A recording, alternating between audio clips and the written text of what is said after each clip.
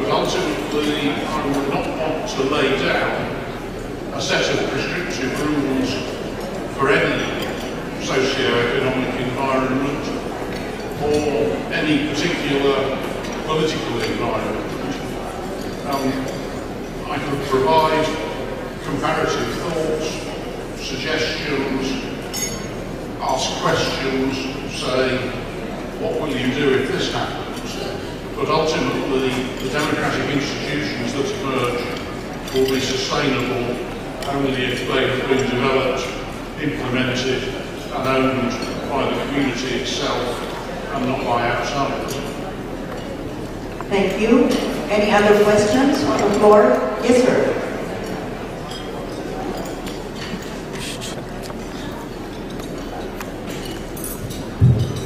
Good morning, Mr. Sinawat from Central Philippine University. My question is for Honorable Rosales, and this is based on what we know about UNDP Declaration of Human Rights about the rights to culture. Because in a particular case, it was mentioned that the local artists have to be given the right to participate, to express, and to develop their the local culture. So, how about broadening the scope of your office to include the issue? Because we believe that culture is strongly related to development. Thank you. Of course, the right to culture, the right to enhance yourself and to realize your humanity, your self-worth is so important, integral to empowerment. And I am reminded of Bohol. Tatanong ko yun sa inyo, sino po ang taga-Bohol dito? Ayan. Very. Because Bohol is considered among the 40 depressed, although they're challenging that, depressed provinces in the entirety of the Philippines. And yet if you go to Bohol, because they did their homework, they took governance, good governance, and brought it to the doorstep of the households in the sitios. No? Because they did that, people feel their self-worth and their self-esteem. We've heard of the Lubok Children's Choir. Now they have a high school children's band, music band, of wind instruments. And I was so impressed with them because what it did was to collect their collective self-esteem. So when we went through the riverboat cruise, the children and the communities would come out and sing their songs, their compositions, and so on and so forth. That is what we should do. We should look for the soul of every province, every nation that we have. And the CHR is in full support of local efforts towards the enhancement of our own culture.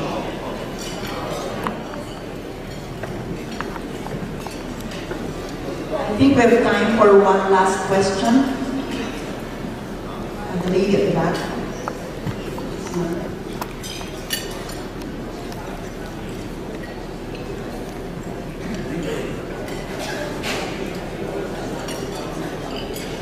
Good morning, I'm Dr. Corpo. I'm a researcher profession at a school for public policy and administration.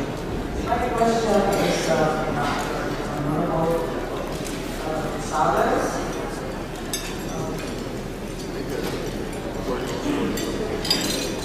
What are the roles of the local government units in helping the Human Rights Commission to address human rights violation regarding human rights?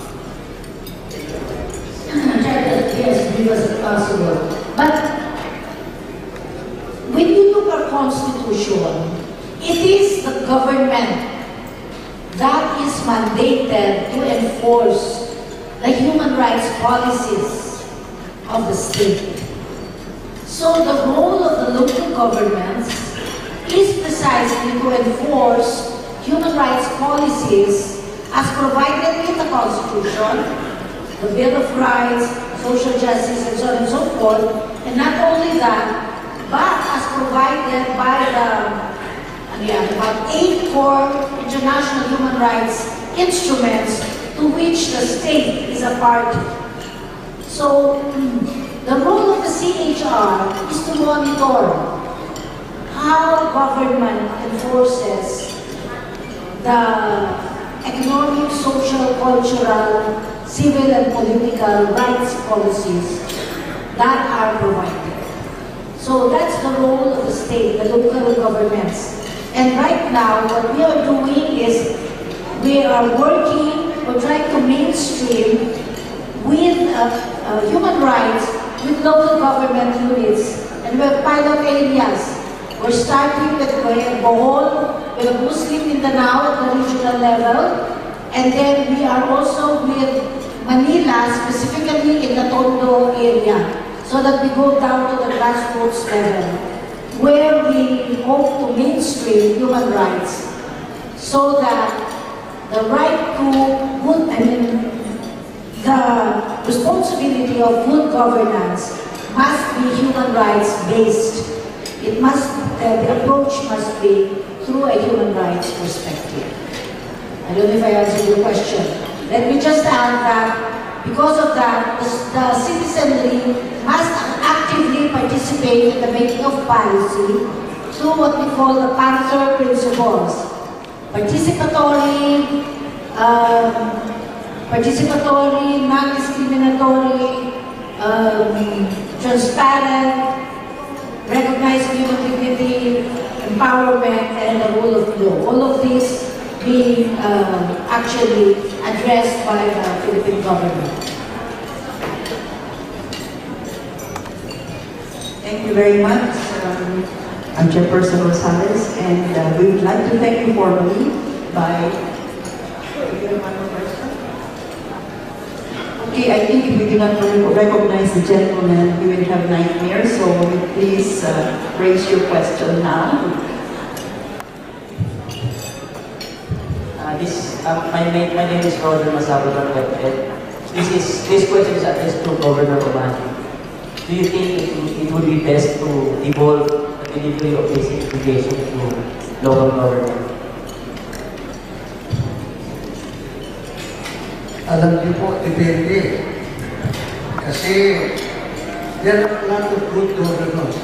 Pero sad to say, meron din may mga problema ng governors na hindi transparent, na hindi accountable.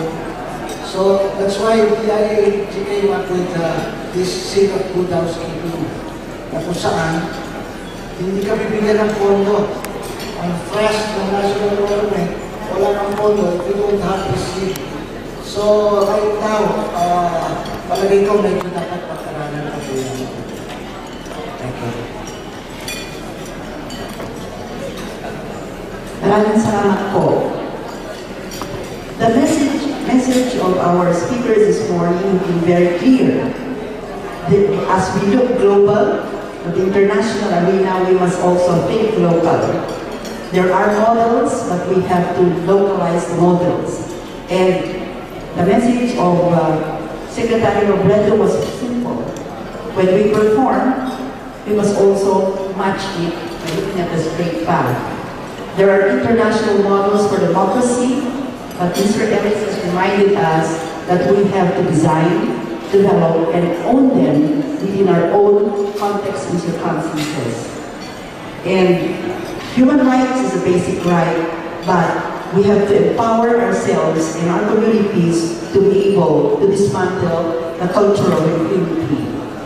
And there are so many programs, so many things to do. We must converge our efforts in order to seize the opportunities available to us, the message of Governor Omani. And to thank them all for sharing their experience with us, I would now like to call on Dean Edna Ko for the token.